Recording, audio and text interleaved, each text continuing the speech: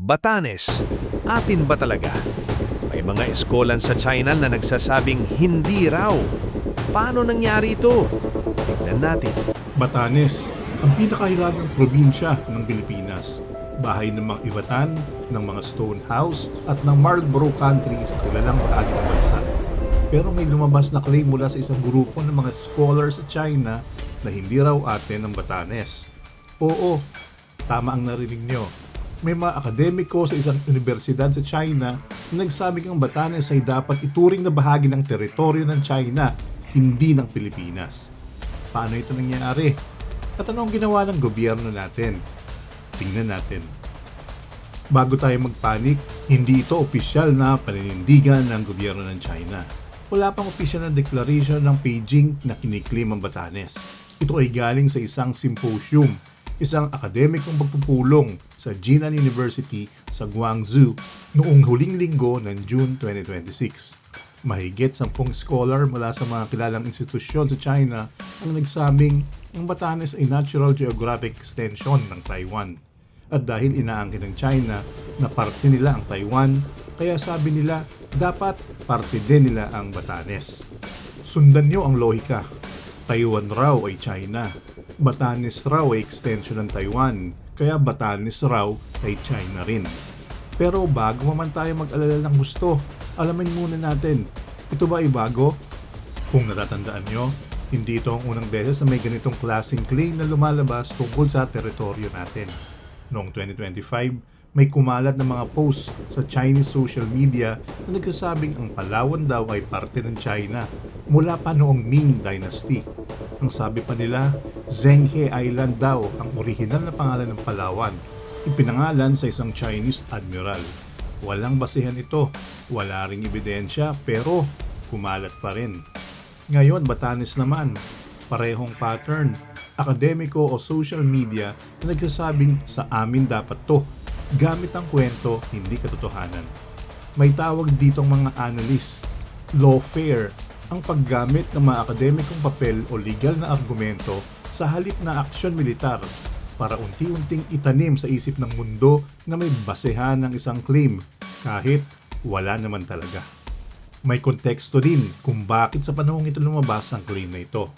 Ang symposium sa Jinan University ay naganap ilang araw lamang bago ang ika-10 anibersaryo ng 2016 Arbitral Award, ang desisyon ng international na hukuman na pumapabor sa Pilipinas laban sa malawakang claim ng China sa West Philippine Sea.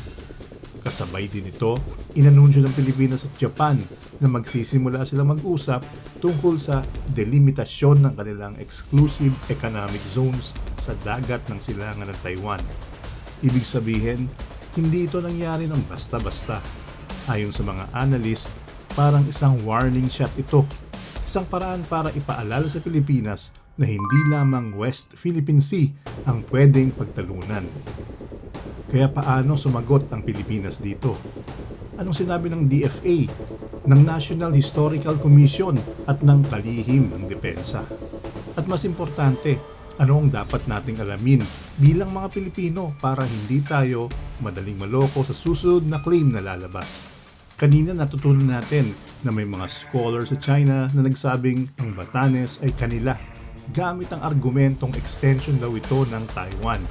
Ngayon tingnan natin ang sagot ng Pilipinas at kung bakit importante ito sa iyo. Mabilis at malinaw ang tugon ng iba't ibang ahensya ng gobyerno. Sinabi ng Department of Foreign Affairs na ang soberanya ng Pilipinas sa Batanes ay settled, hindi na dapat pang pagtalunan. Ang National Historical Commission of the Philippines naman, direktang tinawag itong claim na walang basehan sa tunay na pananaliksik.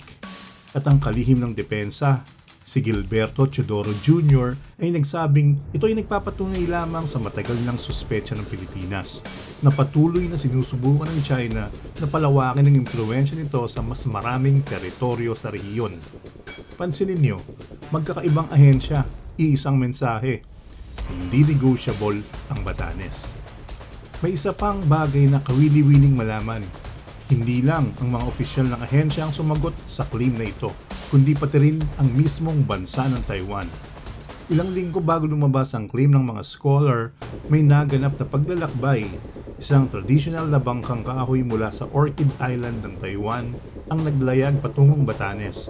Dala ang mga miyembro ng katutubong Tao Community. Layunin nito ay bumuhay muli sa makasaysayang ugnayan sa pagitan ng dalawang isla, hindi para angkinin ng Batanes kundi para ipagdiwang ang matagal ng pagkakaibigan. Kaya nakakatuwa isipin habang may mga scholar na nagsasabing extension ng Taiwan kaya kay China ito. Ang totoong mamamayan ng Taiwan mismo ay pumunta sa Batanes bilang magkaibigan, hindi bilang mananakop.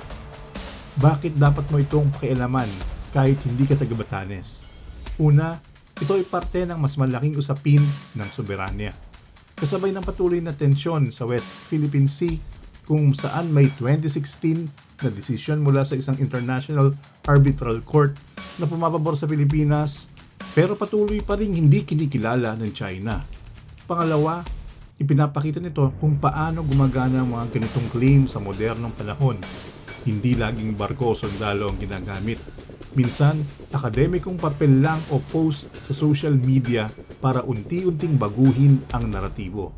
At pangatlo, dahil paulit-ulit ito, mahalagang malaman ng bawat Pilipino kung paano tumugon.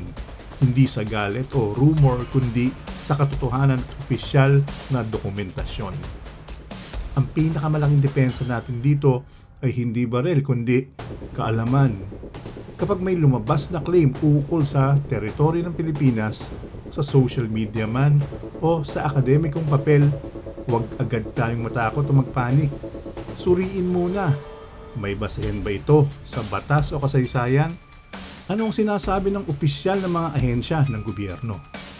Sa kaso ng Batanes at Palawan, parehas walang legal na basehan at parehas ding nututulan ng mga eksperto at ahensya ng gobyerno.